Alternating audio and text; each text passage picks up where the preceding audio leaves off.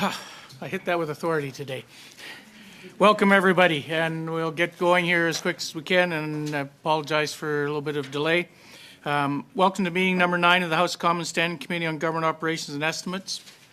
Today, the committee will continue its study on air defence procurement projects. We'll hear from the representatives from Public Services and Procurement Canada and the Department of National Defence.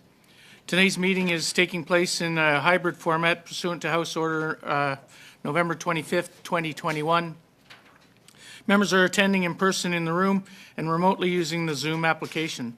Regarding the speaking list, the committee clerk and I will do our best that we can maintain a consolidated order of speaking for all members, whether participating virtually or in person.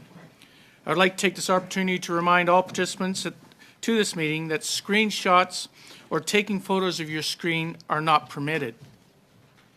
Given the ongoing pandemic situation and in light of the recommendations from public health authorities, as well as the directive of the Board of Internal Economy on October 19, 2021, to remain healthy and safe, the following is recommended to all those attending the meeting in person. Anyone with symptoms should participate by Zoom and not attend the meeting in person. Everyone must maintain 2-meter physical distancing, whether seated or standing. Everyone must wear a non-medical mask when circulating in the room. It is recommended in the strongest possible terms that members wear their masks at all times, including when seated. Non-medical masks, which provide better clarity over cloth masks, are available in the room. Everyone present must maintain proper hand hygiene by using the hand sanitizer at the room entrance. Committee rooms are cleaned before and after each meeting. So to maintain this, everyone is encouraged to clean surfaces such as the desk, chair, or microphone with the provided disinfectant wipes when vacating or taking a seat. As the chair, I will be enforcing these measures for the duration of the meeting, and I thank members in advance for your cooperation. I'd like to welcome the witnesses and invite the representatives of PSPC to make his opening statement. Thank you very much, Mr. Chair. Good afternoon. My name is Simon Page, and I am pleased to be with you today in my role as Assistant Deputy Minister of the Defence and Marine Branch at Public Services and Procurement Canada. The Minister of PSPC's 2021 mandate letter includes a commitment to ensure the ongoing delivery of defence procurements in support of Canada's defence policy, strong, secure, engaged. We work very closely with DND and our other federal partners to ensure that we provide the acquisition support needed to deliver the right equipment and services to the Canadian Armed Forces in a timely manner. PSPC chairs the interdepartmental governance committees established under the Defense Procurement Strategy to bring together all the key federal players to transparently consider trade-off related to capabilities, costs, the timely delivery of equipment and services, and economic benefits to Canada. Defense procurement is very complex and multifaceted, and the defense procurement apparatus is making some progress at addressing this complexity and delivering on multiple air defense procurements. Despite the challenges, we are making progress on key air defense procurements and solicitation processes. For example, we have recently achieved important milestones with respect to the Future Fighter Capability Project procurement process. We continue to work towards contract award for the Future Fighter Capability Project this year. On February 2022, the final request for proposals were released for the Future Aircrew Training Program and the Remotely Piloted Aircraft System, RPAS project. Canada has also released a request for information for the Canadian multi-mission aircraft this past February. Canada is also advancing work to replace its CC-150 Polaris fleet with a strategic tanker transport capability. The contract award for full implementation is anticipated to take place in 22-23. In 2021, PSPC, on behalf of the Department of National Defense, awarded 2 contracts valued at $186 million, tax included, for the purchase of 3 new tactical control radars and their in-service support for an initial period of 5 years. And finally, in 2022, PSPC, on behalf of DND again, awarded a contract to an Inuit-owned company for the operation and maintenance of the North Warning System. The contract is for an initial period of 7 years and is valued at $592 million. The contract also includes 4 two-year options period for a total estimate value of 1.3 billion. As we make progress on major projects, defense procurement continues to innovate to meet the needs of the Canadian military. Until such time as new fighters are delivered and fully operational, there is a need to extend the life of the CF-18 aircraft. The Ornet Extension Project, HEP, will provide upgrades to avionics and mission support systems for up to 94 aircraft in order to meet new regulatory requirements and keep pace with allied military interoperability, and will provide combat capability upgrades for 36 aircraft. To ensure that there's no capacity gap until the new fighters are delivered and are fully operational, the Interim Fighter Capability Project acquired 18 Australian F-18 associated spares and equipment to supply the CF-18 fleet in Canada. All aircraft deliveries were completed in 2021, and to date, 6 aircraft have been introduced into service after some minor modifications, and it is expected that all aircraft will be in service by the end of 2022. Of note, we are making increased use of the phase bid compliance process in projects like the Future Fighter Capability Project and the Future Aircrew Training Program to foster competition and best value to Canada by increasing the potential number of compliant bids as PSPC continues to support the streamlining of defense procurement processes and DND in the execution of Strong, Secure, Engage. This concludes my opening remarks. I wish to thank you all once again for providing me with this opportunity to speak with you this afternoon. Thank you, Mr. Paget. We will now go into our first round of questions. Sorry. National Defense. Sorry, I apologize. And it's General Menard. Ask which one's going to speak. Sorry, I don't know who is speaking for National Defense. Both. Both? Okay. And I apologize, I can't see your rank, sir. General Menard, is that correct? Yeah, good. It is. Good afternoon, Mr. Chair. Thank you very much for the opportunity to speak with you this afternoon on air defense. My name is Major General Sylvain Ménard. I'm the Chief of Fighter Capability responsible for managing the development of fighter, jet trainer, and air demonstration aircraft. In addition to my current role, my experience extends across the defense portfolio, including experience with the North American Aerospace Defense Command, NORAD, Chief of Programs, Chief Military Personnel, where I've participated in managing Canada's air defense team, as well as being a leader within Canada's fighter force. As a Chief of Fighter Capability, I have 2 main responsibilities. First, I oversee the continued development of existing aircraft to ensure current missions can continue to safely and effectively carry out their roles. This includes investment in the regulatory upgrades for air navigation and communications, enhancement to ensure continued interoperability with allies, and also introducing limited combat capability upgrades such as improved radar and weapons. This work includes introducing 18 former Australian CF-18s into Canada's F-18 fleet. Additionally, the entire CF-18 will receive regulatory and interoperability upgrades, while 36 CF-18s will also receive combat capability upgrades to include new radar and modern weapons. These upgrades under the current Hornet Extension project will ensure a continued ability to support our commitments to NORAD and NATO while bridging to the future fighter capability. Secondly, I lead a team that is progressing the introduction of the future aircraft systems and capabilities that as outlined in Strong, Secure, Engaged. Introduction of future fighter lead and trainer and its associated capabilities will allow the RCAF to train future fighter pilots to the level necessary to move on the new advanced fighter aircraft. The new fighter aircraft itself will be a sophisticated platform that will require complex leading training to streamline pilot progression and preparation for the new fighter roles.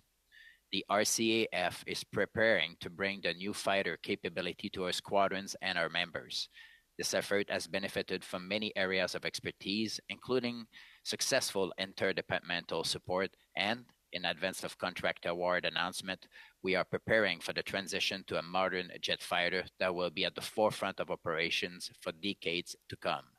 Finally, I must recognize that in all the work that we do for the Air Defense of Canada, it is the people who are the strength of the organization, both programmatically and organizationally. The RCAF has focused priority on our people over recent years, emphasizing comprehensive retention strategies, families, and quality of life for our members as we focus on culture and change. The RCAF exists because of its people, and they are our most important asset. Merci encore une fois, Monsieur le Président, de l'opportunité Thank you once again for the opportunity to speak to this committee. that you might have. Thank you. And Mr. Crosby, did you have a few words you'd like to say? I do, Mr. Chair. Thank you for the opportunity. And good afternoon, everyone. My name is Troy Crosby, and I'm pleased to be speaking to you today in my role as Assistant Deputy Minister Materiel at the Department of National Defense. As ADM Materiel, I'm responsible for the management of the full life cycle of defense equipment required by the Canadian Armed Forces. This means from acquisition through maintenance and support, and then to disposal. I'm here today to discuss how the department is moving forward with the renewal and replacement of core equipment fleets, particularly in the context of air defense. Nous faisons le renouvellement et le remplacement. We are renewing and replacing basic equipment fleets to support Canada's multi-purpose combat capability defense force. And we are committed to providing the Canadian Armed Forces with the modern equipment they need. But we are also ensuring the best value for Canadian taxpayers, creating jobs, supporting Canadian technological innovation, and contributing to long-term economic growth across the country. Acknowledge that there have been significant impacts over the past 2 years due to COVID on both our procurement processes and Canadian defense industry. These impacts have resulted from the sudden transition to remote or hybrid work, reduced or interrupted production capacity, restricted travel and border closures, workforce turnover, and impacts to supply chains. These have all had resulted in inefficiencies, scarcity of resources, delays, and increased costs. Despite these challenges, our team has continued to make important progress on both our strong, secure, engaged projects and with the sustainment of in-service fleets. Les engagements pris dans la politique protection. The commitments made continue to be a priority. To put our work in perspective, the Material Group is currently leading 74 major procurement projects, 13 of which are valued at over $1 billion.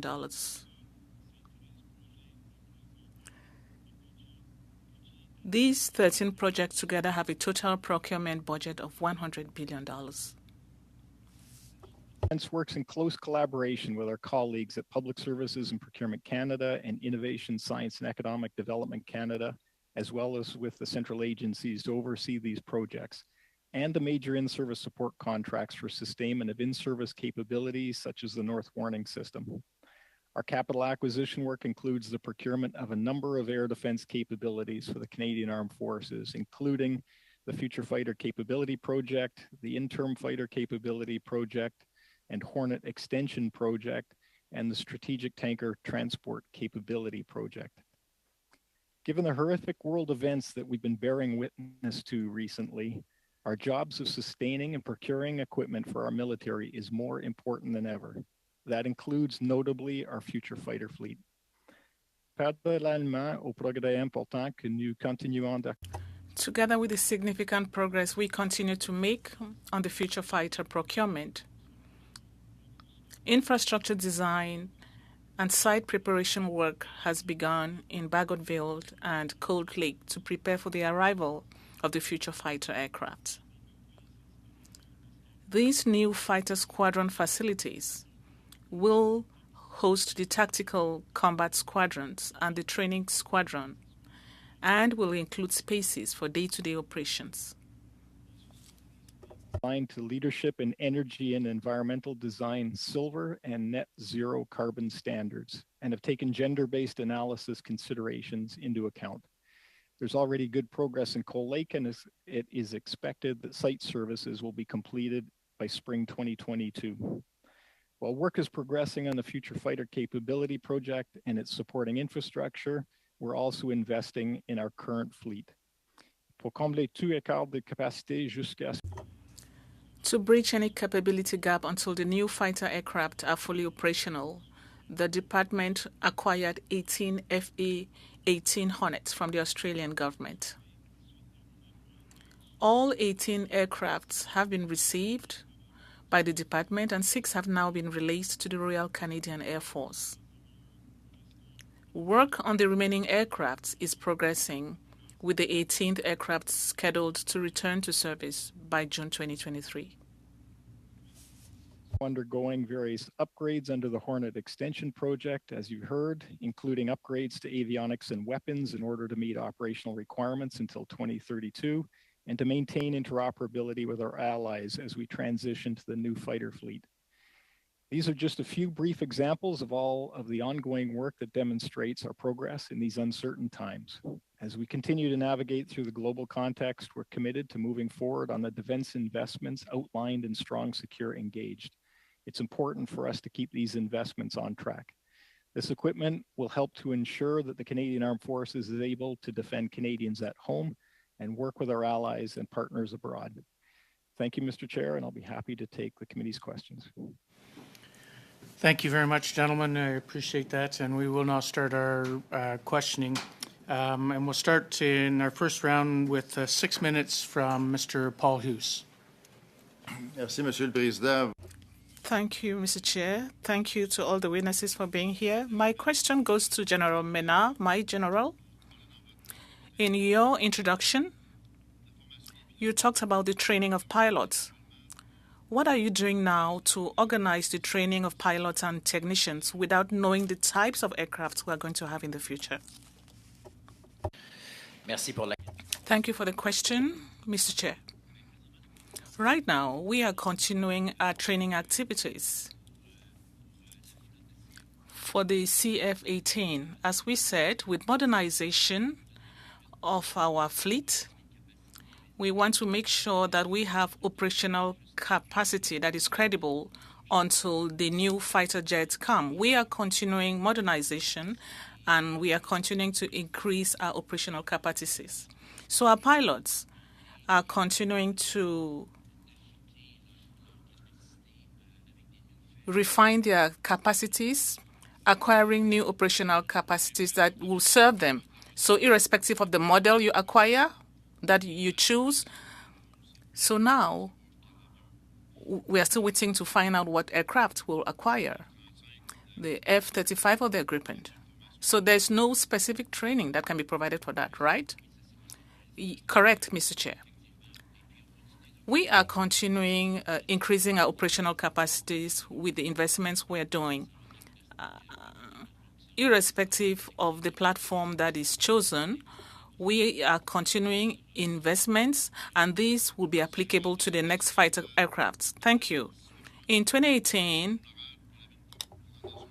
there was a general presentation on the systems referring to the future needs. They had to be part of the systems of systems. Right now, we know that no government decision has been taken when it comes to the next model. Is there going to be an impact to have aircrafts that will correspond to this system of systems, considering the radar systems? Is it important to have aircrafts that will correspond to this system? Thank you for the question, Mr. Chair. To answer your question, yes, irrespective of the aircraft chosen, the system of system standards will be met. We'll be able to offer modern capabilities. So the Royal Canadian Air Force will make sure that we are able to support NORAD, NATO, or the Five Eyes Committee. For other issues related to NORAD specifically, I would leave that up to the NORAD authorities. I understand you, General. Mr. Page, you said 9 out of 16 aircrafts were delivered. From what I'm told, they are not operational. Some were delivered, but they are not operational. There's a problem with the aircrafts. Is that true? Pour la question, Monsieur le Président. Thank you for the question, Mr. Chair. Yes, indeed. With the contract we now have with Brisk in Spain, we received 9 aircrafts, and now we are discussing with the company to resolve the technical problems we have with those aircraft to make sure that subsequently we could certify and qualify the aircrafts during the next phases and make sure that the Kingfisher can join the fleet of the Royal Canadian Air Force effectively. Very well. So we have brand new aircrafts that are not functioning. We also have a problem with with a contractor, Ronaldo, when it comes to the cost. Can those aircrafts be upgraded? There seems to be a difference in price, and the government is not accepting that. So is there an impasse because they are 20 years old and it's time for an upgrade? Thank you very much for the question, Mr. Chair. Yes, that file is progressing. We are carrying out very active discussions with the company, with the Ronaldo, and there's a process underway. At this time, we are looking at various options to make sure that we have a viable solution that will make sense for our aviation and provide Canadians with the right economic benefits and also a good return on investment. But I must say that it's not easy, but discussions are underway, and we hope that the project will move forward very soon. Thank you. Mr. Crosby, we have the Macmillan who wrote an article in the Times. Apparently, the industry wants to work with the government, but from what I see, from what we see very often, there's a problem in Canada, a problem of coordination, efficacy. Is there a way of changing things, or are we going to continuously find ourselves in this eternal cycle of problems? Even when we invest more money, we end up losing the money because we have to spend a lot of it in useless fees because there's no efficacy. It's an opportunity to highlight some of the ongoing work we have through various industry association engagements and directly with industry through our procurement processes. We work closely with the Canadian Association of Defence and Security Industries and the Aerospace Industries Association of Canada. They're members of what we refer to as DIAG, the Defence Industries Advisory Group, that Mr. Page and I are both part of, alongside of Innovation, Science and Economic Development Canada, as well as individual representatives from various defense industry companies across the country. And those venues give us the opportunity to exchange information on our practices with respect to ongoing procurements and future potential improvements, taking into account industry's involvement in our Canadian work as well as our international experiences. Thank you, Mr. Crosby. And thank you, Ms. Crosby. I apologize for cutting you off, but we are limited on time. And so if you have anything further you could add to that answer, if you would provide that for the clerk, we'd greatly appreciate it. Thank you. We'll now go to Mr. Baines for 6 minutes. Thank you, Mr. Chair, and thank you to our guests. Mr. Baines, can you bring your microphone down? There we go. Okay, is that good? Sorry. There we go. My questions are maybe best suited for our representatives from the National Defense. I know Major General mentioned about the capacity of the jets and modernizing them. Can you speak to the capacity of both jets, the F-35 and the Gripen, to harmonize with the weapon systems of our NATO allies? Is one more compatible than the other? Thank you very much, Mr. Chair, for the question. Since we are in an open and transparent competition, I would rather not comment on any of the platform that is ongoing competition at this stage. What I can say, however, is that one of our high-level mandatory requirement is interoperability. So any platform that is still in the race at this time has to demonstrate that it will be fully interoperable with NORAD, NATO, for what Canada needs. And I will leave it at that. Thank you very much for the question. Okay, I'll move on to the delivery. What steps have been taken to help ensure the RCAF is ready to take delivery of the new fighter jets and reach operational capability?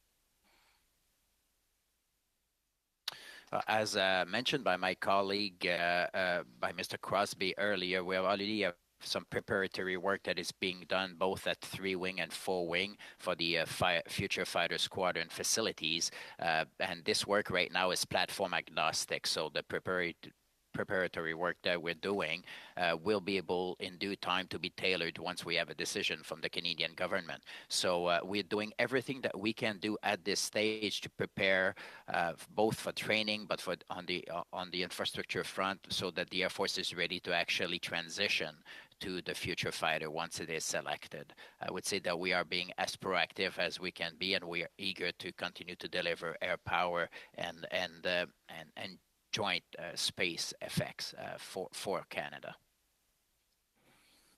Okay, I'm just going to go into the projects a little bit. How much time do I have, Mr. Chair? You have 3.5 minutes. Okay, so according to the 2019 D&D's Defense Investment Plan, the department planned to invest $164 billion in capital projects on a cash accounting basis between fiscal years 27 and 18 and 2036 and 37. Of this estimate, roughly $35 billion is intended for capital projects requiring authorities from Parliament between 2017 and 2018 and 2021 and 2022. So how have D&D's investment plans evolved since its 2019 Defense Investment Plan?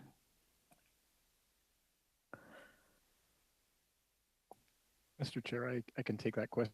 Thank you. There has been a lot of progress made since the Strong, Secure, and Engaged Defense Policy was released in 2017 and since 2019. In some cases, projects have taken some delay. However, we've also advanced some projects ahead of their originally intended timelines, such as the Armored Combat Support Vehicle project, which is currently seeing delivery of vehicles well ahead of the initial timelines. We've also advanced the replacement of 2 of the older Challenger business aircraft that are part of the RCAF's fleet. So while we have moved many projects through various phases and gates of the project approval processes, we have, as I mentioned earlier in my opening remarks, 74 equipment projects currently under the material group's leadership in the phases in which we're working alongside our PSPC colleagues in the development of the request for proposal as part of the procurement process, or that have moved through to implementation. We're seeing delivery of equipment now. So we are seeing good progress. There are challenges. It's a complex work, which COVID has confounded over the past number of years, but we are looking forward to further progress. And do you think those are, planned before 2036 and 2037, timeline-wise? Could you clarify specifically? There are a host of projects, as you'd be well aware. Some of those projects were quickly moved through approval gates right after the release of Strong, Secure, Engaged. Others, such as the Canadian Multi-Mission Aircraft project, which is going to replace the CP-140 Aurora aircraft, had been planned for later in the program. So it's a phased approach that meets up with the requirements to replace some of the legacy equipment. And of course, in the longer term, there'll be additional projects, including the updates and continuous investment in the fleets that we have in service today. Okay, thank you.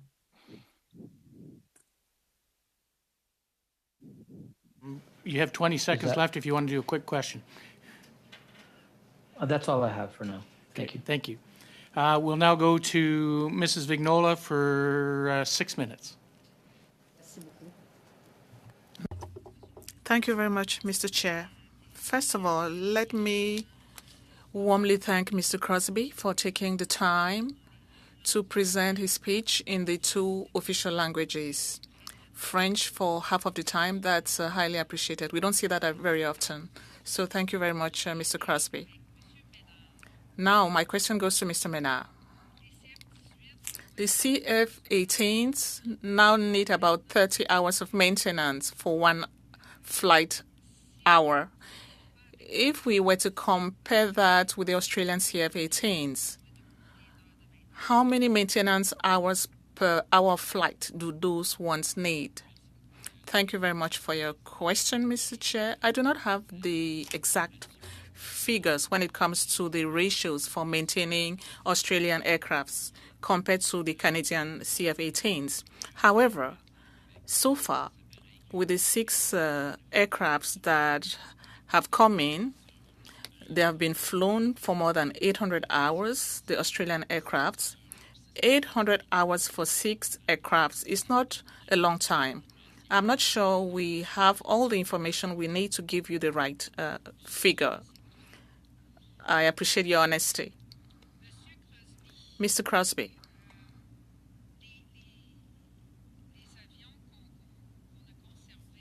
The aircrafts that we kept, the Gripens and the CF-18s, the air superiority fighters, why didn't we go for the superior ones?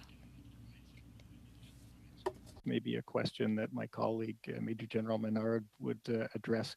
What I can say is that as part of the selection process, we've looked at the capability as well as cost and the economic opportunities that come with each of the potential solutions. And the capability lens considered typical fighter roles and missions that would be required by the to be addressed by the Royal Canadian Air Force in the near and longer term. Perhaps General Menard has additional comments. Well, thank you. What we did is we, from an Air Force perspective, we actually identified the high-level monetary requirements for the aircraft, and what we need for Canada is an aircraft that is multi-role, that can do a bit the jack of all trades well.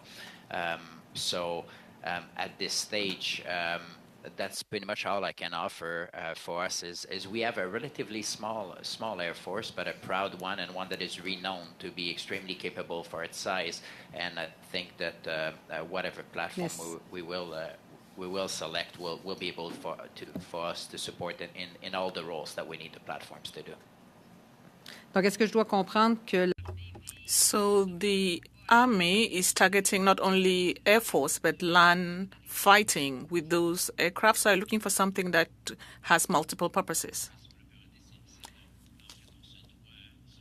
Actually, according to the strong, secured, and engaged policy, we expect to respect our NATO and NORAD mandates for Canada. So we need to be a multi-purpose force if we were to respect the mandate assigned to us. Thank you. I really don't know who my question should go to, Mr. Page, Mr. Crosby, or Mr. Menard, because this has to do with drones. Bagotville has the geographic and strategic and ideal location for air deployment that is quick to the Atlantic and quick towards the north. I'm trying to understand why Greenwood, well, I hope I'm not mistaken, I think it's Greenwood, was preferred to that of Bagotville when it comes to drones. Thank you very much, Mr. Chair. I can answer part of the question. The Air Force carried out a detailed analysis taking into account many factors to choose the location for the aircraft to be parked or stationed. We have a very vast country, and we had to know where those aircraft had to be stationed to be able to cover our country. That's the second largest in the country with 3 oceans. So we also have the equipment that is required to sustain those platforms besides the geographic location. So the fact that intelligent nodes are nearby, we have to consider all the infrastructure and information technology required. So when we take into account all those factors and we want to cover the most territory possible, that's why we selected Greenwood and the other one in British Columbia.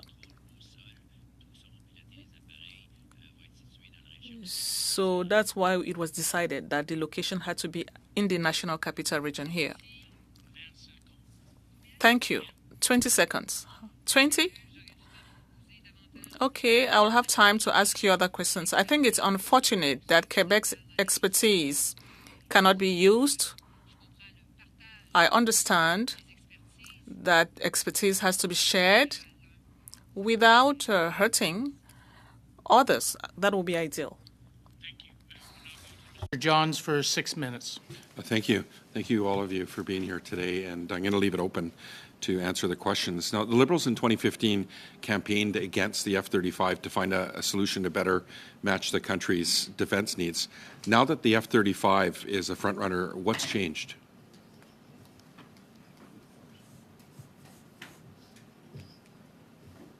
So, Mr. Chair, thank you for the question. Maybe as the entity here running the procurement process for this project, I can provide some light.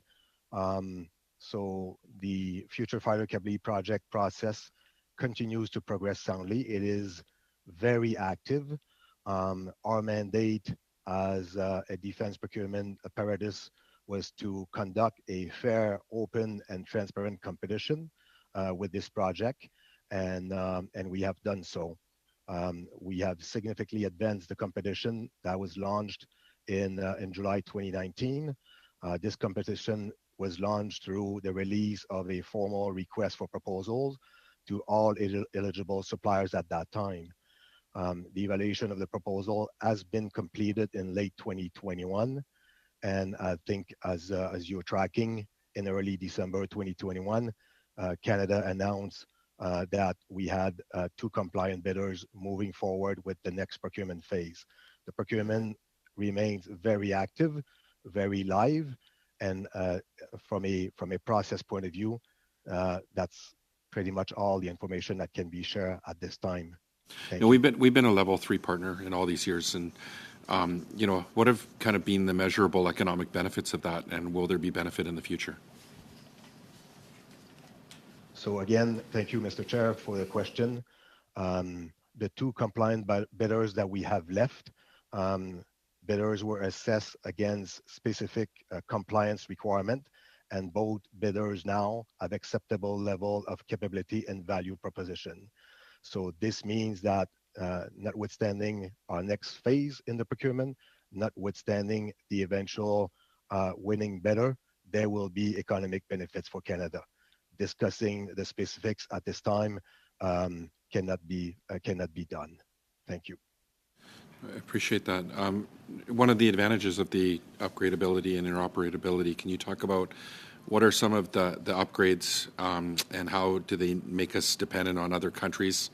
Will there be a bill, for example, from Lockheed every year for software, and how can Canadians be involved in this, in the benefit of this? So thank you, Mr. Chair, for the question. Maybe I'll break the ice and I'll turn over to my colleagues in D&D maybe for a second part. But at this time, as the procurement process remains live and very active, we cannot assume anything about the winning bidder.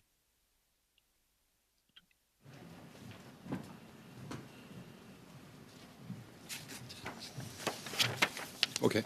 What do you need to make your procurement succeed? What would cause us to fail, and what would how can we help address it?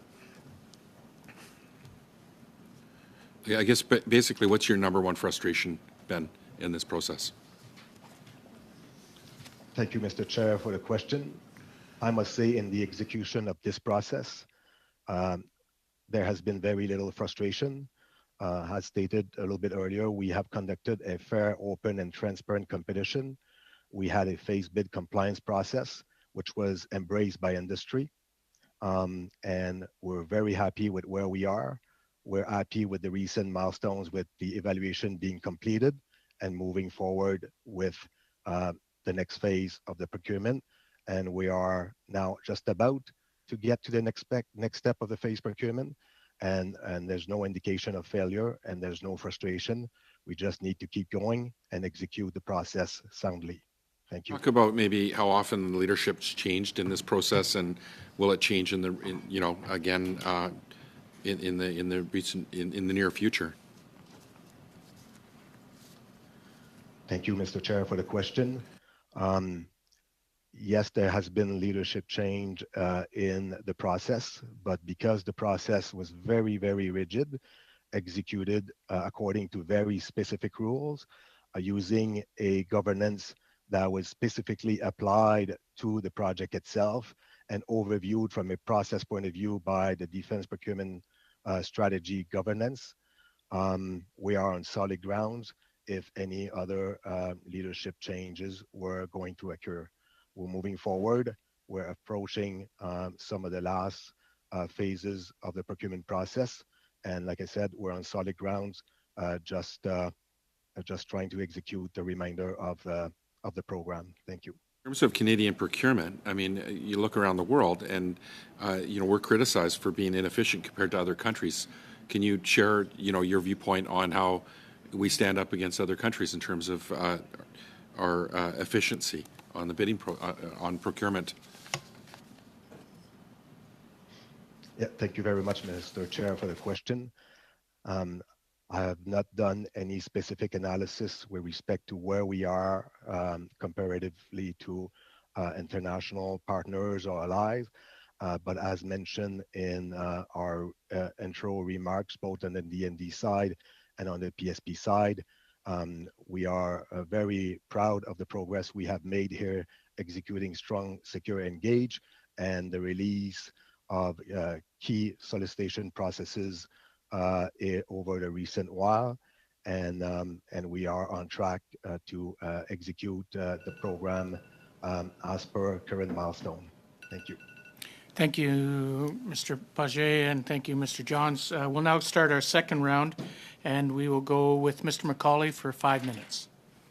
Thanks, Mr. Chair. Gentlemen, thanks for your information so far. A couple of weeks ago, we had PSPCN discussing the estimates process, and we asked a question from the press release regarding the jets. Over the coming weeks, Canada will finalize the next steps. Unless we re-engage bidders to provide them an opportunity to improve their proposals. Now, we were told by PSPC that could delay things for another year on top of the existing delays. Whose decision is it at this point, after 6 years of waiting, to perhaps delay things for another year? So thank you, Mr. Chair, for the question. So this is part of the live procurement process that I spoke about. Canada is now further progressing the procurement process, and we have an upcoming decision about either moving into... Sorry, sir, this is not progressing the procurement process when you're potentially delaying it another year. Whose decision is it to perhaps delay it another year to allow the two remaining bidders to sweeten their deal? Yeah, thank you, Mr. Chair, for the question. And I was just going to get there with the procurement process phase that we're contemplating now. So the procurement process is now at a juncture where there's an upcoming decision about either moving into a dialogue. Simple answer. Whose decision is it, please, to perhaps re-enter negotiations with the two remaining bidders? This has been over a 6-year process. Now we're hearing, well, we may decide to award the project, or we may delay it for another year to allow the two bidders to sweeten the pot. Whose decision is that? Is that PSPC's? Is that D&Ds? Is it a political decision? Whose decision, please? Thank you, Mr. Chair, for the question. So this is a Government of Canada defense procurement decision, and defense procurement involves the three departments that are involved in defense procurement. So Okay, D&D thank in you. this case. With everything going on with Ukraine and all the delays, we are still potentially looking at another year added before we make a decision. Is that correct? Thank you, Mr. Chair, for the question. So as mentioned, the procurement process remains very live. Answering the question would have us lean one way than over the other. And I just don't want to answer it at this time to privilege the integrity of the process. What are we doing differently than our allies? I look at, and this actually came up about 4 years ago, we asked in this very committee, Belgium took a year to decide on a fighter jet. Denmark took less than a year, Finland 3 years, Japan 1 year, Poland less than a year, Japan a year. Why does it take us 6 years to get to a point where we may delay it another year? And I refer back actually to this committee, a quote, "The government remains committed to building a more agile, better equipped military while ensuring best value for Canada." And that was regarding the fighter jets. This was from June 2016. 6 years later, and we could be looking at another year delay. Like, what's gone wrong here with our procurement process? You talk about how proud you are of the process, but it's been 6 years, perhaps another year added on. We've got pilots dropping out of the RCF, the PBO and the AG slamming the process, and we can't even get a simple answer when we're going to have a decision made. Like, what is the problem here? What is the issue? I realize it's complicated, but 6 years when our allies, which with much smaller procurement departments, can make a decision within a year, but here we are 6 years in, and it could be another year on top of that. Thank you, Mr. Chair, for the question.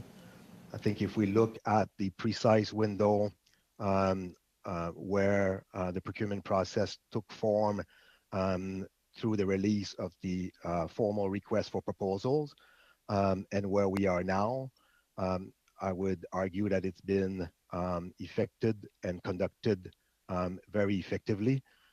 As you mentioned, it is complex, it is multifaceted. Industry is... Much time has been lost due to political interference as opposed to the complexity of this deal. And I'm going to assume the decision to delay it another year to have the two companies sweeten the pot is purely a political decision. PSPC tried to say it was the military, but this is for financial considerations, not what the military is asking for. So thank you, Mr. Chair, for the question. In my time here, having seen the evaluation of all the proposals being brought home and the step that we conducted in December 21 with moving forward with two compliant bidders, this has been a process that adhere to the highest principles of integrity, and we maintain our standards with respect to conducting a fair, open, and transparent process right up to contract award. Thank you, Mr. Paget. We'll now go to Mr. Kazmierczuk for 5 minutes.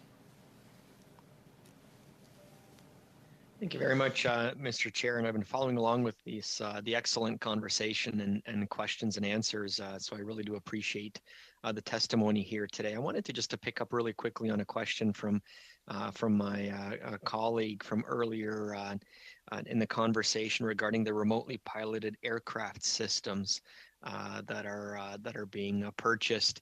I understand that there's going to be about 240 Air Force members that will be staffing these systems, and I wanted to know whether we currently have the capacity or the staffing capacity for that the remotely piloted aircraft systems, or whether that is something that will be the recruitments will begin as we get closer to the date when those drones are being delivered. Just wanted to see how that the training and the recruitment matches the delivery of those aircraft.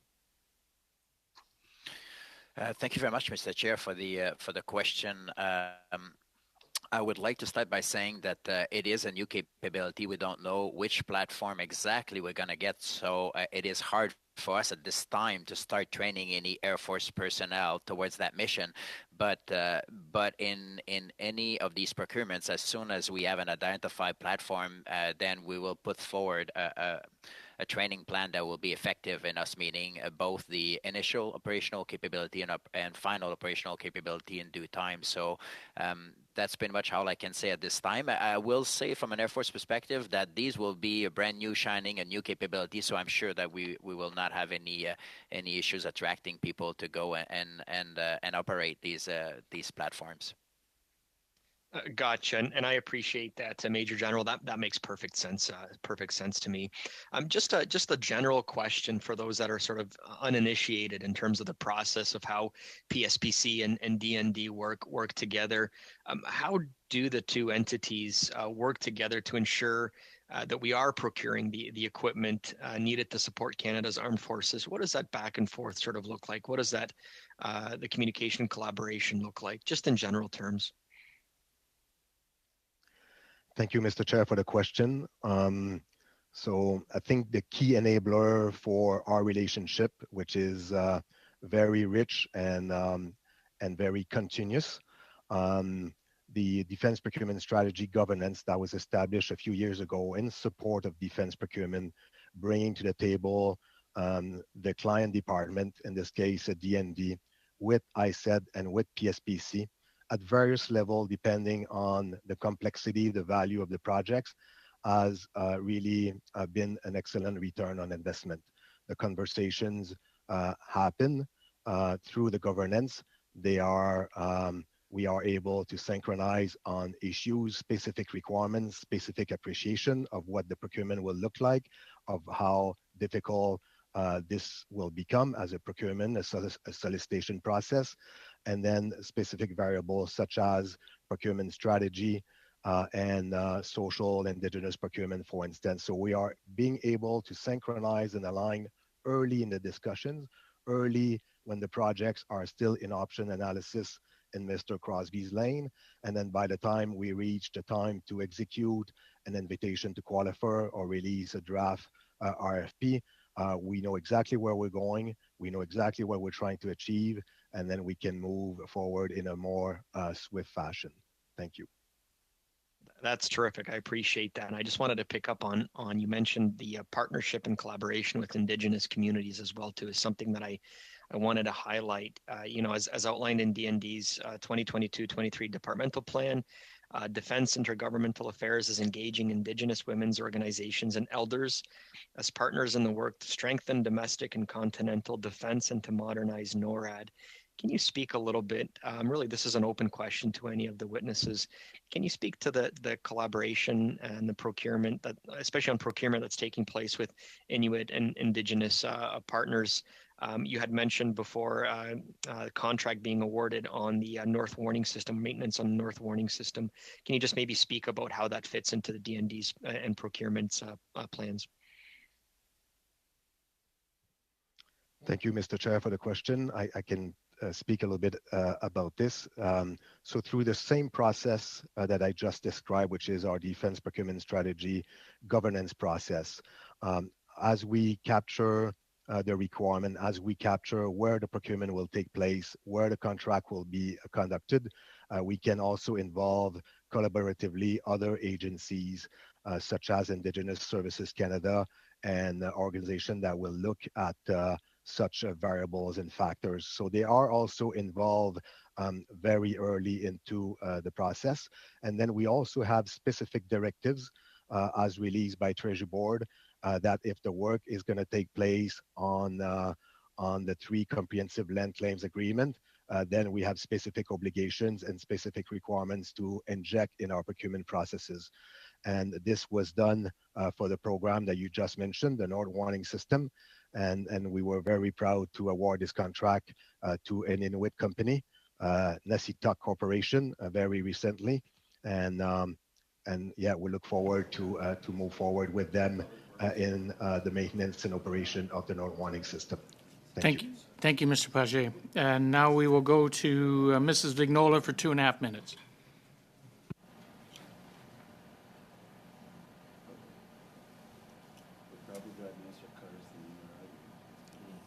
Is it my... Désolé, parce que ça a coupé, j'ai rien entendu quand ça a été... There was a break and I didn't hear anything. I'm sorry. There was an interruption and I did not hear my name. I'll go quickly. I want to understand the situation. Now we are left with 2 aircrafts on the list, the Gripen and the FC-35. I would like to do a comparison because we do have policies for industrial reinvestments and technological investments in Canada, and I want to be sure that Canada is being favored for these projects, maintenance, repairs, possible upgrades of each, be it Gripen or F-35. Where will that take place? How many maintenance hours would be required for each aircraft, for each flight hour? Some commentators are talking about the Gripen because it's a 4th-generation aircraft. Is it not possible to make it more Canadian? And is that included in the purchase cost? So quickly, maybe. Thank you. Thank you very much for the question, Mr. Chair. The bid process is very active. Unfortunately, we cannot discuss the 2 aircrafts that are still in the competition. Even in generic terms, we need to protect the integrity of the process, particularly since we're getting to a key moment. What I can say is that the 2 companies remaining, as well as the associated governments, irrespective of the points, have demonstrated that they meet all the requirements according to the 3 families of criteria: capacity, cost, and support and value proposition. So irrespective of the final solution, those 3 criteria will be met appropriately. I simply hope that we're not buying aircrafts from the Americans, for Americans that will be piloted by Canadians. So we want to make sure that training, maintenance, repairs, and upgrades are done here and not at our neighbors, because these are aircrafts. For now, we have aircrafts owned by Americans that we pilot. So I think so far that's okay. Johns for 2.5 minutes. Well, thank you. In the department's 2022-23 plan, Defense Intergovernmental Affairs is engaging Indigenous women's organizations and elders as partners in the work to strengthen domestic and continental defense and to modernize NORAD. It states that. Can you talk about the important benefits of engaging Indigenous women and elders for continental defense and NORAD's modernization, and also maybe provide some examples of areas which Indigenous women and elders have strengthened NORAD's operations and where you can improve on where we're at right now in that area?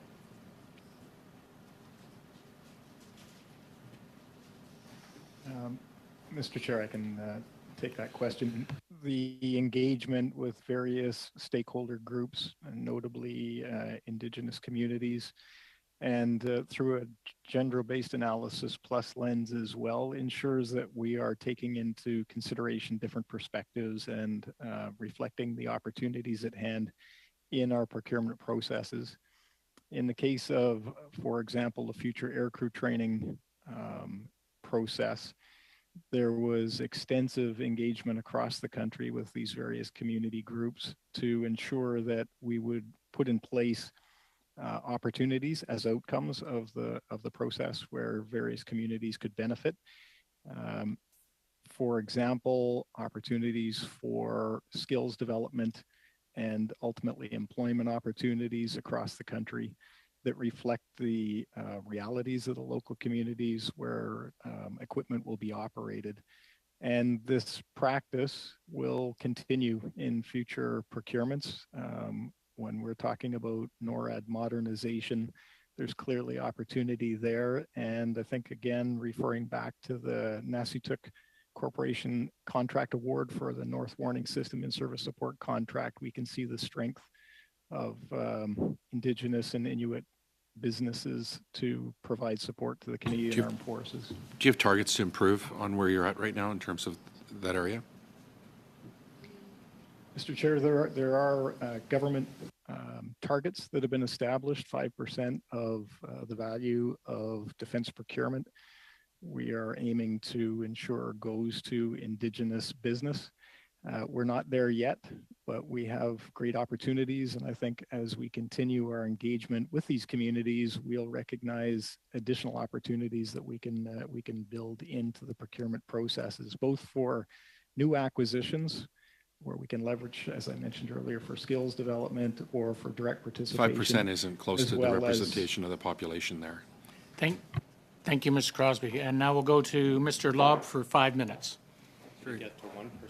Thanks very much. The first question I have is it's in regards to the F-35, and it's in regards to industrial benefits and place in the production line. So I'm just curious, in the last couple of years, what would the Canadian contribution, or how many dollars worth of production have Canadian companies done in F-35 production?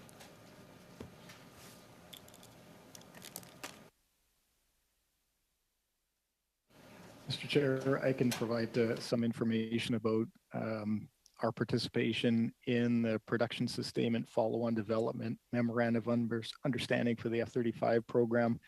Our last contribution payment was in the order of $70 million last year, almost 1 year ago, US.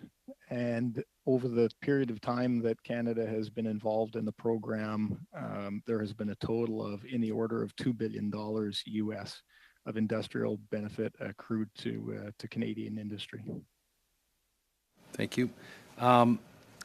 In regards to procurement, I guess there's been a lot of talk recently in regards to the Ukraine conflict, and I'm just going to fire off here a couple of different items that are being used over there. And I was just wondering if you could tell us if Canada owns any of them or if they're procuring any. One is the Switchblade drone. Do we own any, or have we sent any to Ukraine?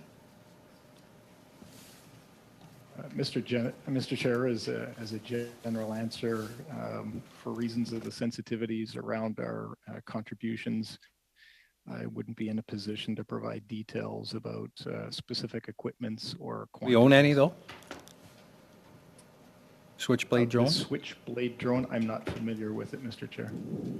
Okay. What about the Stinger anti-aircraft? Do we own any Stinger anti-aircrafts? Mr. Chair, we do not. Okay. What about the Javelin anti-tank? Do we own any of those? Mr. Chair, we do not. Okay. That's unfortunate to hear that. Could you also tell me, you've mentioned that you've got 6 Hornets from Australia in service. What does it cost per unit to put it into production? So Mr. Chair, go ahead. The total value of the interim fighter capability project to include the acquisition of the 18 aircraft plus 2 aircraft for spare parts was $393 million. And that also includes the investments to bring them into service, including phase 1 of the Hornet extension project, which addresses, as Major General Menard mentioned, the interoperability and regulatory requirements.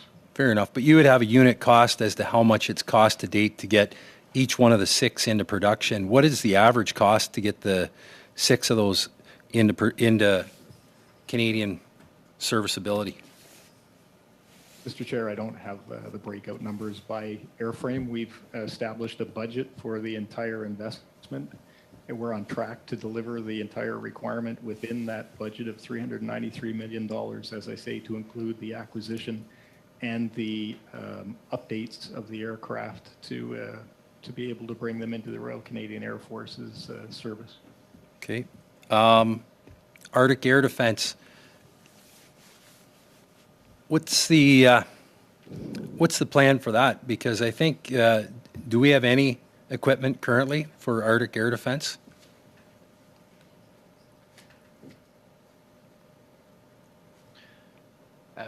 Thank you very much for the question, Mr. Chair. Could I please request a bit more information on the question? What do we mean by Arctic air defense? Do we mean within the NORAD umbrella? I mean for the possible attack from any number of Russian areas, but just the ability for Canada to protect its own Canadian airspace in the Arctic. For any specific NORAD missions, I would respectfully refer you to the NORAD authorities. In my capacity as the RCF representative this afternoon, I just want to mention that the Royal Canadian Air Force generate the personnel to support the NORAD mission. So we train the fighter pilots, the maintainers, and all the air personnel, the controllers, and all that. We give them to NORAD, and then NORAD employ those trained personnel for the NORAD mission. So it would be improper for me to discuss the NORAD capability. One last quick question. This afternoon. One last quick question. Is the government asked you to start procuring items such as the Switchblade, Stinger, Javelin, etc., not only for our own defense capabilities, but to be able to contribute? And I don't want you to say, you can't say because of security or secrecy, but I'm saying, have you or are you going to? Mr. Chair, first, very quickly, in case I've transposed my numbers when I was responding to the earlier question, it's $339 million. I may have said 393 at some point for the interim fighter capability project investment. In terms of the question just asked, there are a number of projects in Strong Secure engaged to include an anti-tank guided missile project, a ground-based air defense, and other investments that will progress in order to deliver required capability to the Canadian Armed Forces. Thank you for that. And Mr. Crosby, as I said earlier, if there's other information that you may have think that you want to add to that, if you could provide that for the clerk, it would be appreciated. So thank you. We'll now go to Mrs. Thompson for 5 minutes. Thank you. And my question, thanks, Mr. Chair, and my question's for Mr. Crosby. I mean, clearly, procurement, and certainly want to just zoom in here a little bit just to get, for me, more clarity. You know, there's significant amounts of money involved here and obviously very complex procurement process.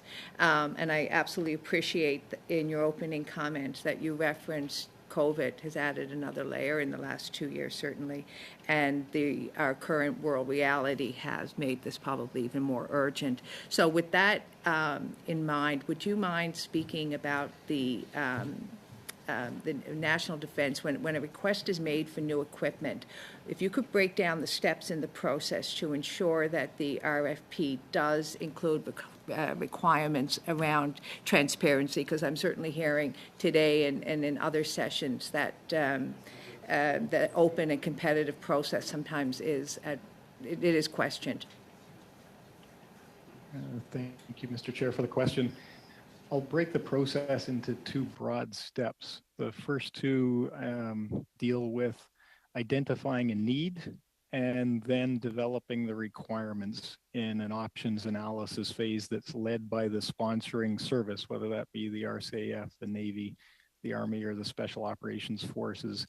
During that phase, the requirement goes through a number of review committees, including the Independent Review Panel for Defense Acquisitions, to ensure that we'll deliver a capability that fits in the overall capability set or requirement of the Canadian Armed Forces in the short and longer term.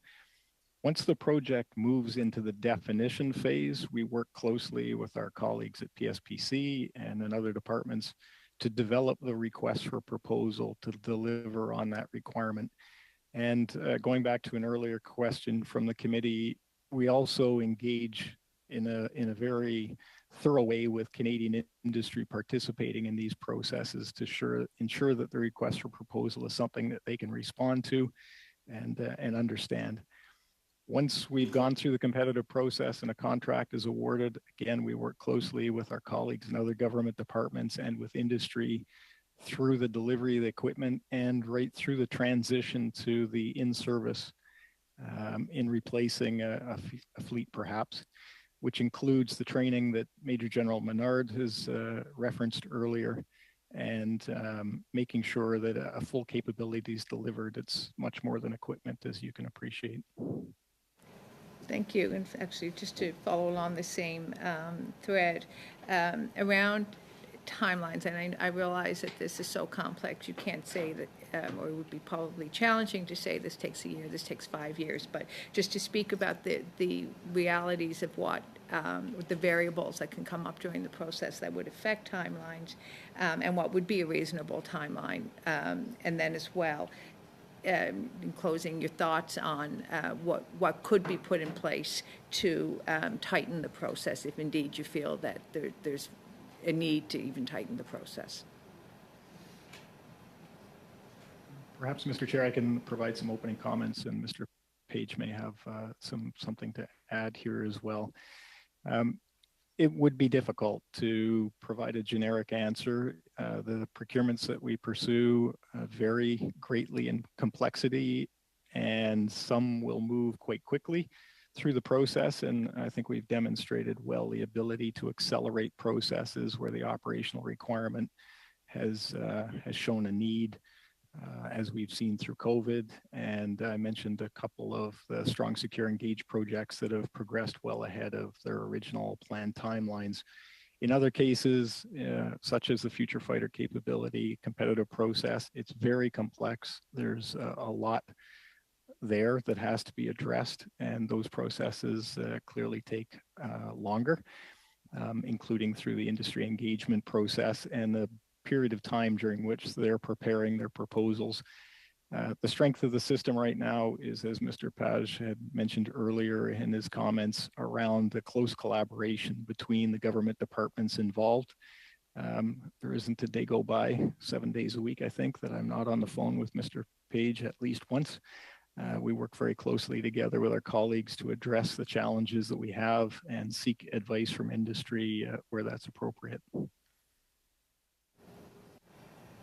Thank you. And we've got 5 seconds. Okay, 5 seconds. Mr. Page, if you have a quick answer, if you quickly say that. Very quickly, Mr. Chair, I think Mr. Crosby described it really well, and we're also keeping in mind today, as we procure material and equipment, other considerations such as social procurement, greening, indigenous procurement, as mentioned before. Thank you. Thank you. Now we'll go to our third round and start with Mr. Paul Hoos with 5 minutes. Merci, Monsieur le Président. Thank you, Mr. Chair. Mr. Crosby? The PBO, in his report that has just been released on defense procurement, said that last year 1.2 billion was returned to the state because it wasn't invested. Could you tell us what projects were not realized because there was no capacity or something else?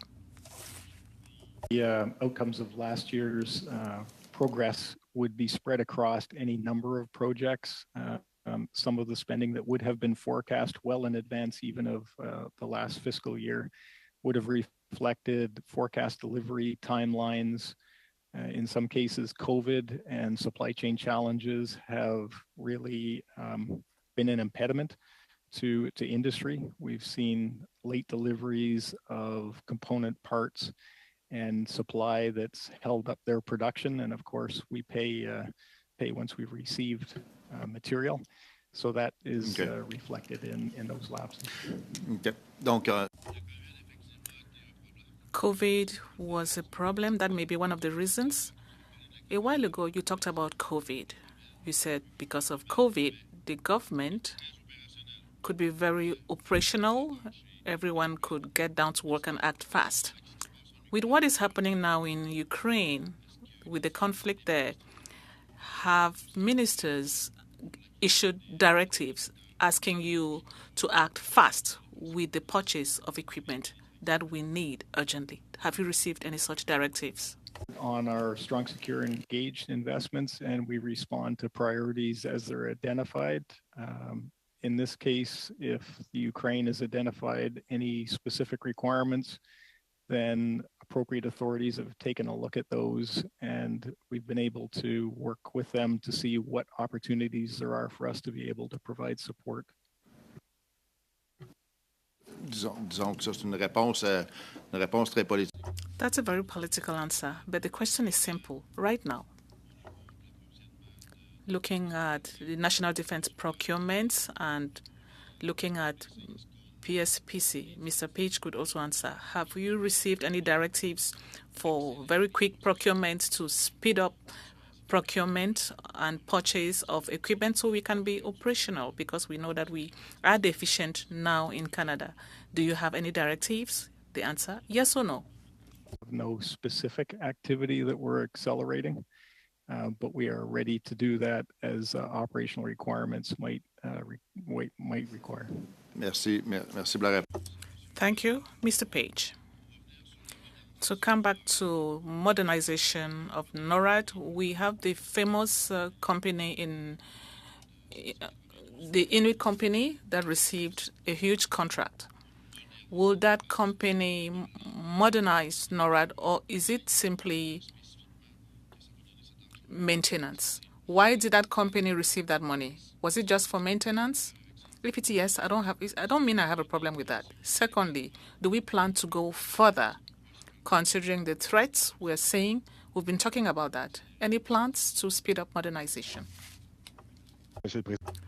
Thank you, Mr. Chair, for the question. I will address the first part, and I will leave it up to the defense team to answer the second part. The contract that was granted to the SITAC company is for maintenance and operations of the Nord warning system. It doesn't include modernization. For the second part, I'll leave it up to my defense colleagues to discuss that. Mr. Crosby. Mr. Crosby?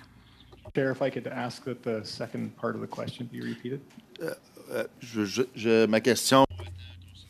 My question had to do with the modernization of NORAD. We know that the Inuit company is taking care of maintenance. Is there anything that is coming up quickly for modernization? We know that the NORAD commander came in December and he was becoming very impatient. What is Canada doing? Are you in preparation mode to move quick on that file? Thank you, and thank you for repeating the question for me.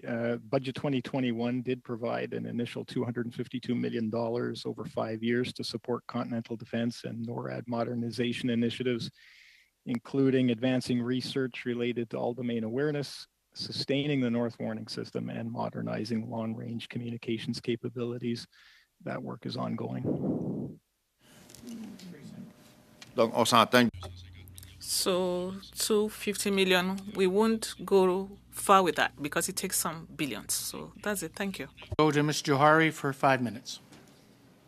Thank you, Mr. Chair. And first and foremost, I'd like to start by thanking Major General Menard and the men and women of the Royal Canadian Air Force for their commitment to keeping Canada safe across all our borders, and the contribution that the broader Canadian Armed Force has done in making sure that Canada remains safe and we stay engaged internationally. So, sir, thank you very much. I'd like to continue on the topic of NORAD modernization, and I believe this question goes to the Major General. In Canada's defense policy, strong, secure, engage, it is noted that Canada needs to remain agile and flexible within a global security environment that is complex and unpredictable. In the second report of the Defense Committee on Aerial Readiness, it's also indicated that the advancement of new missile with dangerous capabilities in terms of their precision and unpredictable nature constitute an important new challenge to NORAD. My question to Major General, given the current global context, the ongoing threat imposed by Russia and the Russian advances specifically in the hypersonic missile, how Canada is maintaining its flexibility and agility in terms of NORAD or other forms of preparation and protection? Thank you very much, Mr. Chair, for the questions, and thank you very much for your appreciation of all CAF members. I would like to highlight, unfortunately, that in my capacity as the representative of the Royal Canadian Air Force, I cannot speak on NORAD at this stage. as I mentioned earlier, the Royal Canadian Air Force trains and supply the personnel and the equipment to NORAD, and NORAD employs those forces readily. But it would be improper for me in my capacity this afternoon to answer the question that you posed. And unfortunately, I'm sorry about that. So let me ask a follow-up question. So you are preparing the men and women who will be supporting. There are two schools of thoughts around modernization. One is in more around the update, and the other one is expansion and expanding the scope of NORAD. Are you in any position to be able to talk about those two items as an expert? Again, yeah, no, thank you very much, Mr. Chairman, for the question. Again, I think at this stage it would be improper for me as an Air Force representative to comment on the NORAD step forward and what NORAD intends to do for its modernization. I'm sorry, I cannot provide more at this stage. Okay, well, thank you for that. So let's go to the purchase of the 88 fighter jets to improve capability. So in your opening remarks, I believe it was either you or Mr. Crosby that you talked about the fact that we need to make sure that we stay compatible with our allies. So NORAD and NATO are our allies, especially U.S., when we are trying to, U.S. and European are our allies within NORAD and NATO, especially as it comes to defending our northern territories. So how this 88 fighter jets and their capability and platforms is factored in to the process to ensure whether we go through the modernization version 1 or modernization version 2, we'll be able to keep our northern borders secure. I'm willing to take an answer from anyone. Thank you very much, Mr. Chairman, for the question. I would like to say that the 88 fighters that the RCF has identified as the magic number, if you will, is based on the mandate that has been given to the Royal Canadian Air Force in Canada's defense strategy, Strong, Secure, Engage. We went into detailed analysis, and this amount of aircraft will enable us to fulfill our mission requirements for NORAD first, and Arctic sovereignty and things of that nature, and NATO as well. And it will also ensure that we can make a meaningful and credible contribution to our Five Eyes partners. This is what I have to offer at this stage. Thank you for the question, Mr. Chairman. So I think I got about 10 seconds. So is it fair to say, regardless of the platform, whether we go with Saab or whether we go with, with the F-35, the capability is there?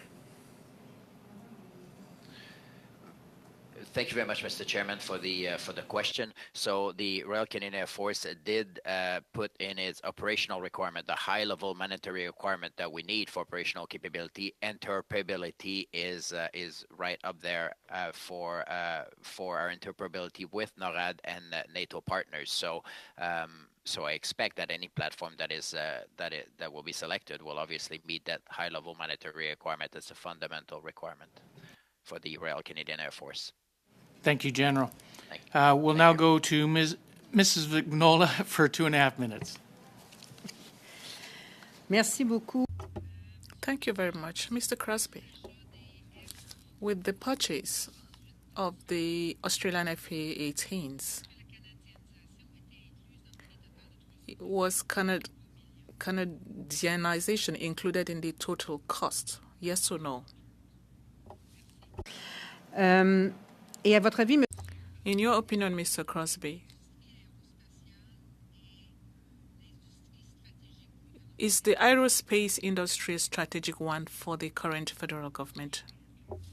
Space industry is a world leader in many domains and provides very important support to a number of our fleets across the country.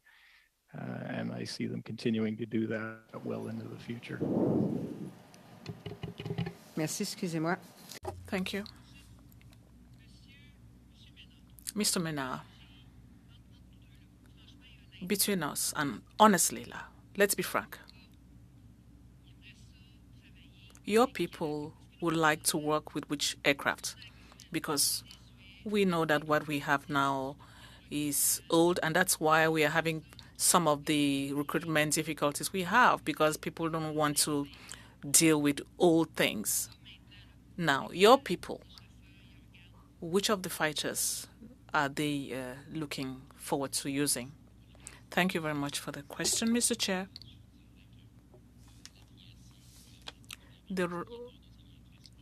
All our aviators are looking forward to a decision. They want to work with the new fighters. Now, it will be inappropriate for me to say what type of aircraft the aviators at the Royal Canadian Air Force would like to use. We have an open and transparent process underway. Thank you for the question, Mr. Chair. I'll go quickly. Now, with the recruitment problems, no one wants to deal with something that's old. So maybe people are less motivated by the Army because of the equipment problems. That being said, the announcement, a possible announcement of the purchase of fighters, in your opinion, will that motivate young people or attract them to the Air Force or Army? And what will you do to motivate them more? Thank you very much, Mr. Chair, for the question.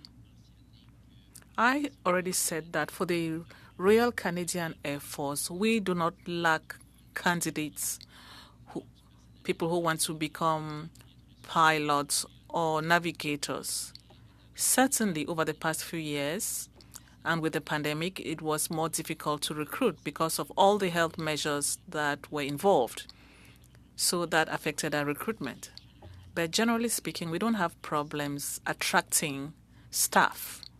Now, I cannot speculate as to the announcement of a new aircraft and the impact, but surely the Royal Canadian Air Force will have to take a decision. Certainly, the new equipment is always more attractive for the new generation. Thank you very much, Mr. Chair. I will now go to Mr. Johns for 2.5 minutes. Thank you, Mr. Chair.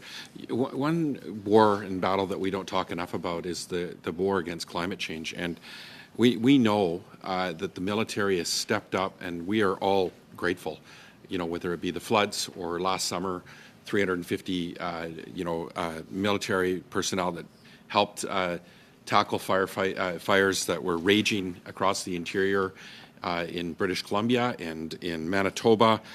I guess, I'm wondering, what is DND's goal in terms of helping tackle this war that we have against climate mitigation and change and the fires? Because we know that it's downloaded primarily the responsibility onto provinces.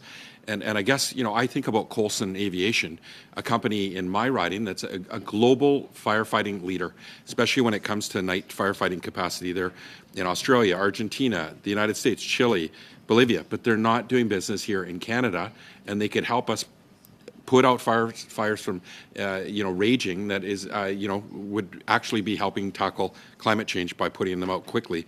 It's that Canadian story of Canadian companies actually not getting procurement from the government that could help take on these huge issues. So I guess my question is, maybe Mr. Paget, you can help with this because it is defense D&D related. Why in Canada does the military not support aerial firefighting capabilities, with C-130s, CH-47s, and Blackhawks, where this is common practice in the United States?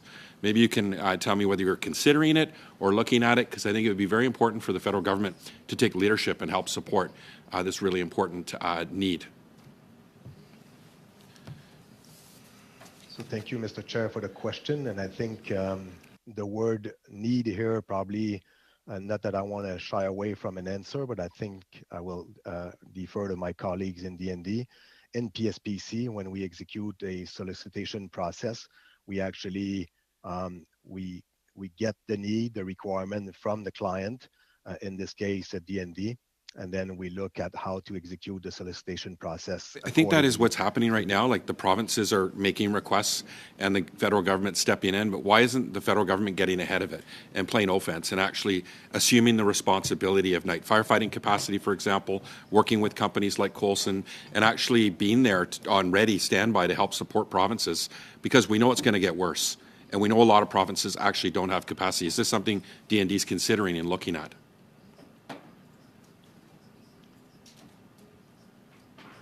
Thank you, Mr. Chair. I think I'll defer to my DND colleague here. In PSPC, I'm responsible for the defense and marine branch, and that requirement is not being tracked at the moment. Thank you, gentlemen. And unfortunately, time-wise, we need to move on along. So we will go to Mr. Macaulay for 5 minutes. Thanks, Chair. Gentlemen, thanks. Can you just update us the issue with the C-95, the Kingfisher, or the 295? There was center of gravity issues and I guess issues about inability of search and rescue to jump out the parachute out the back of the plane. I'm just curious, you know, why it took so long to procure. You know, how did we end up with planes being delivered that can't be used?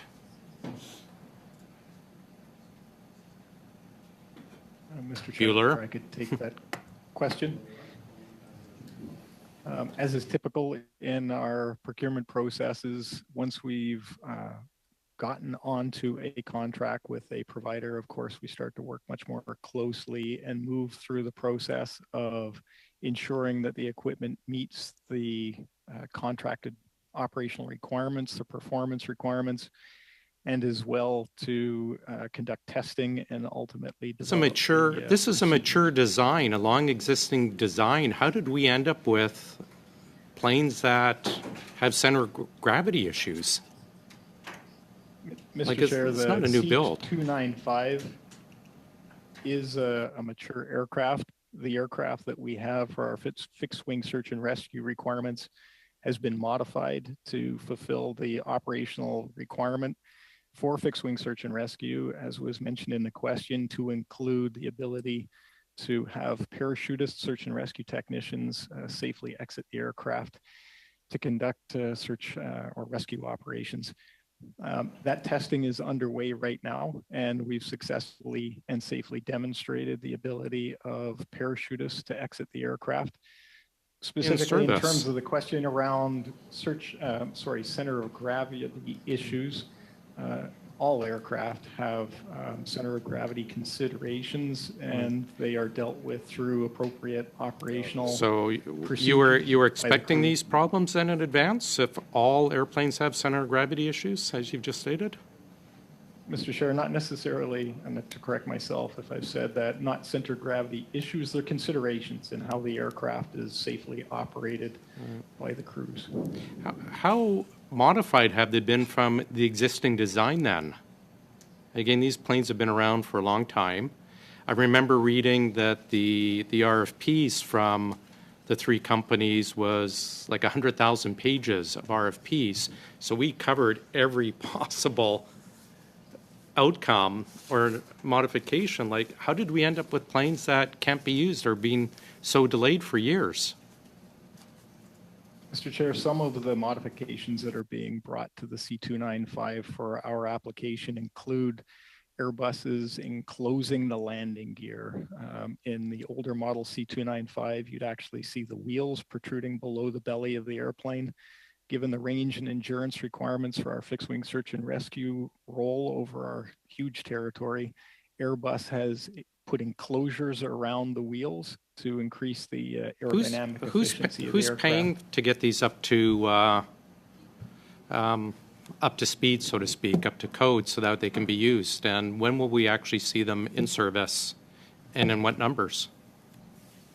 Mr. Chair, the procurement process and the proposal that was provided by Airbus included the cost of these modifications, which go beyond the ones I've described to date, include bringing mission systems specific to the fixed wing search and rescue role. The delays are 100% on them for cost for any of the changes?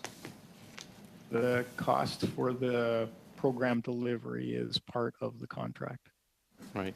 So these delays then for the center of gravity issues, the issues parachuting on the back will not cost Canadian taxpayers one penny is what you're saying? The cost of any modifications or testing followed by modification would be with Airbus. Of course, we continue to invest time and effort in the process, and we want to see it conclude as quickly as possible. When will we see some of them enter service? The initial operating capability timelines for the aircraft have been reviewed recently. We're going to see an extended timeline in order to see those aircraft. Maybe you can send the committee a note in writing about the timelines. Just quickly, I think you said earlier, or one of the other witnesses commented about difficulty in negotiating with Leonardo regarding contracts fixing the Cormorant. Is that correct? Did I hear right? Sure. I think Mr. Page had commented on our work with Leonardo on the Cormorant midlife upgrade project. I recall Leonardo sued us for the bid on the fixed-wing search and rescue, and they got a sole source contract worth billions to work with the government. Now they're making things difficult for us on fixing these vital helicopters. So, Mr. Chair, just to clarify, there is no contract at this point for the Cormorant midlife upgrade project. I would ask Mr. Page if he has anything he'd like to add. Thank you very much, and thank you for that. And Mr. Page, if you have any further that you can add to that, I would appreciate that, providing that to the clerk. Appreciate that. I will now go to Mr. Housefather for 5 minutes. Thank you very much, Mr. Chair, and I want to thank the witnesses. I think recently we all have been so moved by what is happening in Ukraine that we see the importance, the vital importance of the work that you do every day to make sure the men and women of our armed forces are equipped with the equipment that they need to function and to thrive. So I'm going to try my best not to get into the contract itself, because I understand there are still two finalists that we can't favor one over the other, and we can't say something about the F-35s we can't say about Gripen E. But one of the things that I do want to ask is, when does the Department of Defense determine that you need capabilities outside of the generic plane that would normally be sold? For example, the U.S. military would use the F-35 Lightning II. When would we determine that the Canadian Armed Forces would require something different than the generic plane being used by other allies?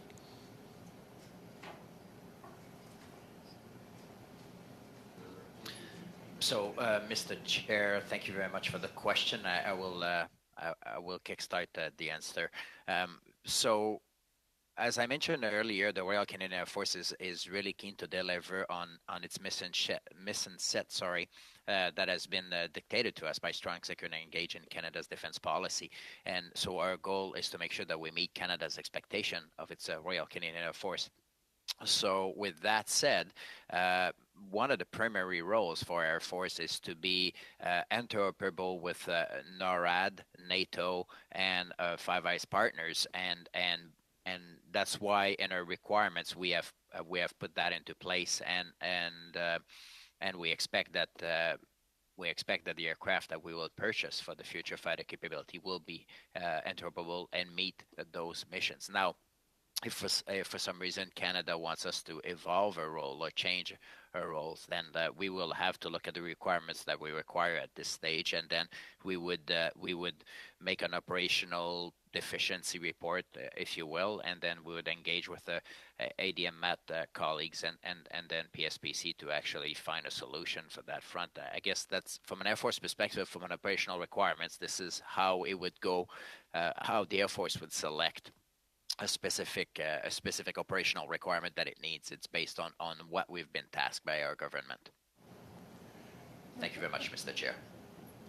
Merci, Monsieur Menard. If nobody else had anything to supplement that with, I guess the point being that when you're buying the generic equipment, the equipment will be cheaper and will probably come faster than when you're customizing it. And I think it's something interesting to look at each and every time.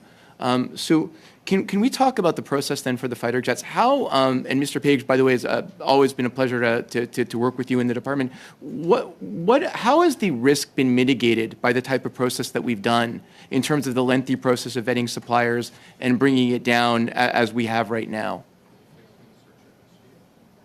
Thank you, Mr. Chair, for the question. I think we have done this risk mitigation piece that you're talking about in various ways, and I think for me, probably the most prevailing way was the engagement with industry, and right from the start, well before the release of the request for proposal, we had a very rich engagement with the suppliers about Canada's requirements. We engaged them throughout with mandatory and rated requirements. We engaged them well before, like I said, the RFP was released. There was a publishing of the draft RFP, and then eventually also the use of the phase bid compliance process. So even after the submission of their proposal, we maintained a dialogue with those who submitted bids to make sure that we had a very relevant competition and again conducted in an open, transparent, and fair fashion. Thank you. Thank you. And in terms of evaluating the bids right now, in terms of looking at the two suppliers that are left and determining what the next stage will be if we go with one or if we continue talking to both, would it be true to say that there are people from both departments and possibly another department involved in the process? For example, Madame Vignola asked a very good question about what the pilots want, but wouldn't the Department of Defense and their wishes be represented at the table in the group of people that are evaluating these bids? So the bid evaluation, thank you, Mr. Chair, for the question. The bid evaluation piece was conducted under a very specific again, very rigid governance established only for the evaluation of the proposals.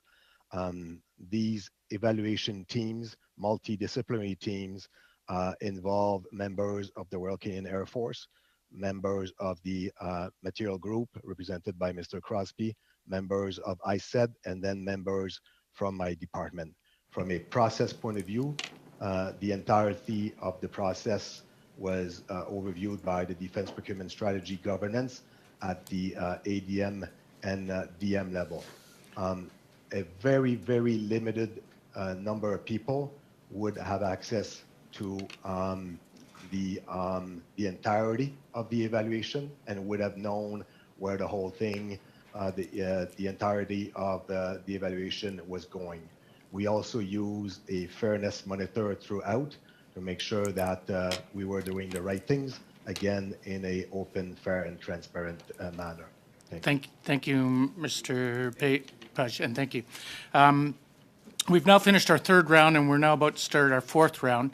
And looking with respect to the time, and I want to thank the witnesses that are here, we're going to do one quick rapid-fire round right now. And so I'm going to allow for one question from the NDP, from the Bloc, and two questions from the Liberals and the Conservatives.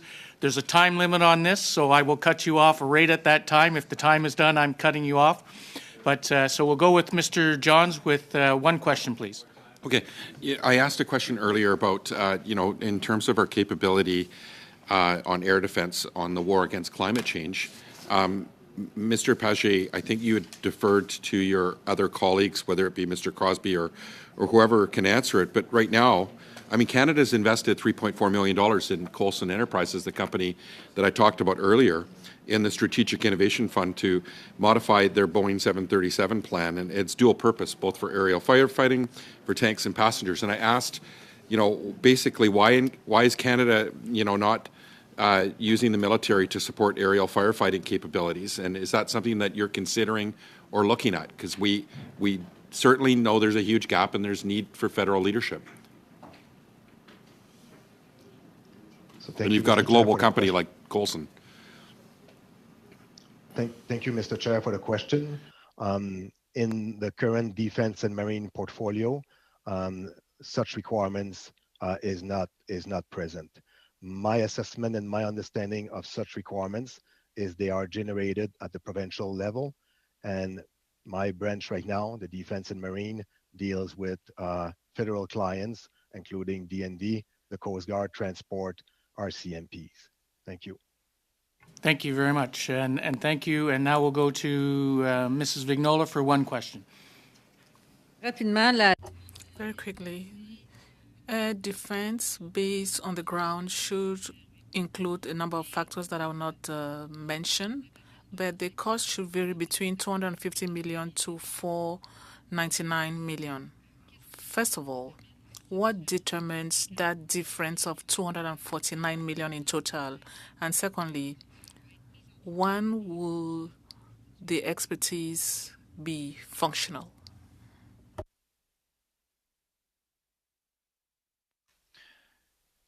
Merci beaucoup, Monsieur le Président. Thank you, Mr. Chair. I'm not familiar with the figures that you've just cited. When you talk about ground equipment, would it be possible to provide clarification so we can answer your question? When I talk about air defense based on the ground, I'm talking about one or several platforms with ammunition, an integrated network system, C4 SIT, a cost between two. There's a gap of 249 million. And when will that system be functional? Thank you, Mr. Chair, for the question. Thank you for the clarifications. The air defense system based on the ground is under the responsibility of the Canadian Armed Forces. So for me, as a navigator representing the Royal Canadian Air Force, it's not possible for me to answer your question. I'm sorry. Help, Mr. Chair, I can help with a quick response there. The bands of potential costs are meant to inform where the investment could lie, but until we move further through the process, the exact figures will continue to mature. Thank you, Mr. Crosby. And if at some point in time you can provide the committee with further answers, I'd appreciate that. We'll now go to Mrs. Thompson for two questions. Sorry, thank you. Actually, I'd like to, thank you, Mr. Chair. I'd like to, Mr. Page and Mr. Crosby, to just go back to a comment you made in my last round, which I thought was really quite interesting. And you both referenced working collaboratively and working across departments, obviously, versus a more siloed approach. And it led me to go back to something that I had been reading in preparation for today, that there's observers that believe the defense procurement strategy governance will improve procurement process in Canada around transparency, accountability, and efficiency. But likewise, there are commentators who believe that the processes would be improved in a more centralized defense procurement under a single defense procurement strategy. So, in other words, a centralized approach. So, and I believe this was in place in 1969, or when we moved to a more open system. So, obviously, this would create, a centralized approach would create a significant shift in the way that procurement defense occurs across Canada, ending really the 5 decades of a more multi-department strategy. I'm really interested in both of your thoughts on on both sides, the multi-department strategy and then a more centralized strategy, all in a need to really look at improvements and or more transparency and accountability. Thank you, Mr. Chair, for the question. Maybe I can start quickly and then give the floor to my colleague, Troy. Without characterizing it as centralized now, what has been created under the defense procurement strategy and the governance system we have now is very close to a centralized model, where the various pillars of defense procurement are properly considered, and where there's a healthy discussions about the various pillars and how they should actually be manage as we execute a procurement process. And these pillars would be the capability that will come from the client, the performance, the value for money, and then the economic benefits. At these governance meetings that we have, we also have central agencies with us that will provide their consideration and their concerns immediately at the outset of a procurement and then throughout, which also adds to the centralized variable of the model and to its efficiency. Thank you. Mr. Chair, what I could quickly add is that we work, as Mr. Page said, very closely on the more complex high dollar value, typically high dollar value programs. That said, national defense does have quite a level of delegated authorities, and the vast majority of our procurements, the lower dollar value, less complex activities are managed within the Department of National Defense so that we can concentrate our time and effort with our interdepartmental colleagues where it has the most value. Thank you, and I apologize, Ms. Thompson, but time limit is up. We'll go to Mr. Paul Hoos. Merci, Monsieur le Président. Thank you, Mr. Chair. My question goes to General Menard. General, you've been in service for many years and you've gone through the various grades. Now, at this level, considering the position you have, if you have any advice to give to the committee about military procurements, and this is not politics here, you've served under conservative and liberal governments, what advice will you give the committee as we are studying air capacities, particularly when it comes to military acquisitions? Thank you very much, Mr. Chair, for the question. I would like to first of all thank the committee for the work that it's doing. If we look at what is now happening in Europe, I think we are blessed to have the mechanisms we have. I'm not an acquisition expert, and I'd rather not comment on what could be improved upon or not, or what will be better for your committee. I'm not very comfortable doing that, but I just want to thank you for the excellent work you're doing, considering the value you're adding to our files. Thank you, Thank you, General. My second question goes to Mr. Crosby. We have the Sparrownet Boeing that was withdrawn from the race. What criteria made you to take that decision for Sparrownet to be withdrawn from the competition? Question to Mr. Page, who's leading the process. Oui, merci beaucoup pour la... Thank you very much for the question, Mr. Chair. Without going into any details, each of the companies that were bidding had to demonstrate obligatory requirements before moving to the next stage of the bidding process. Boeing missed one of those obligatory requirements and therefore could not continue in the process. Thank you. Thank you, and thank you very much for the witnesses. We do really appreciate the witnesses being here. Mr. Crosby, Mr. Page, and Major General Menard, thank you all three for bearing with us as we went a little bit longer than we originally scheduled, but we appreciate you attending, and we appreciate that every time that you do show in front of us. So thank you. I'd also like to thank the interpreters and the technical staff that have been working with us here today and bearing with us as we go, as well as our analysts and our clerk. And then just one last thing for the committee. It's been asked of me whether the committee actually might be interested in doing, as a committee, a tour of Center Block. And if that is the case, if you would express that to me, and then I will relay that, and we'll see if we can arrange that, and we'd do that as a committee if you're interested or not.